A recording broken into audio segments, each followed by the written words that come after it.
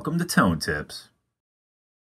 Hey guys, what's going on? Welcome to the second episode of Tone Tips. So this week we're going to talk about speakers. One of the easiest things you can do, and maybe $100 investment or less, is change your speaker in your cab. Or if you have two speakers, swap one speaker, leave the original there, and you get even cooler tones. If you have a 412, you can do an X pattern. These two stay the same, swap these two. You can do top and bottom, you can do left or right. Popular is an X. Changing your speaker is huge. You can control wattage of your amp better. Let's say you want to knock stuff down a little bit. If you have a borderline 20 and 50 watts, you can get away with a couple greenbacks in a cab in a 212. And the greenback, it pushes the speaker a little bit. They're not as loud. They're not going to produce as much output, and they can't handle as much output.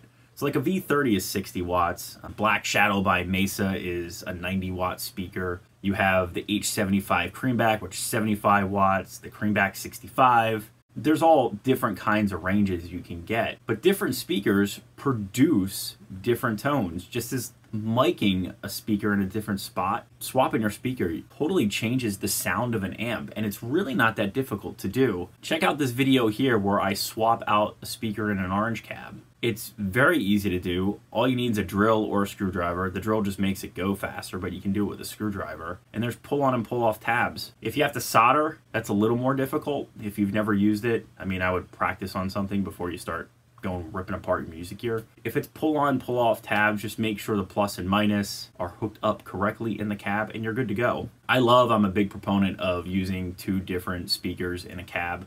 V30s, they're a great classic speaker. You can have them in a 212 or a 412, but if you put a couple of G12Hs in there, or if you put a Creamback in there too, it really complements some other tones in your amp and you can get more sounds. In a recording setting, you can mic each speaker the same exact way with the same mic, same compressor, all that stuff. Play your parts, and then when you go to post and you're trying to mix it all together, some speakers will sound better in different parts than others, and maybe you want to blend the two. Maybe you want left and right. Maybe you want the palm muty stuff to have more edge to it, so you leave it on the V30, but you want smoother, rounder tone for the choruses, you can have the Creamback. So there's a lot of different things you can do. And then live, obviously, if you only mic up one of the speakers, you're going to get a slightly different sound through the house. That's my tone tip this week. Change your speaker. Experiment. It's a lot of fun, and it's not a hard thing to do, and it's a fairly cheap thing to do as well. So I hope you enjoyed this month's episode of Tone Tips. If you have any suggestions for tone tips, please leave them below. Please leave your comments below. Please remember to like, share, and subscribe.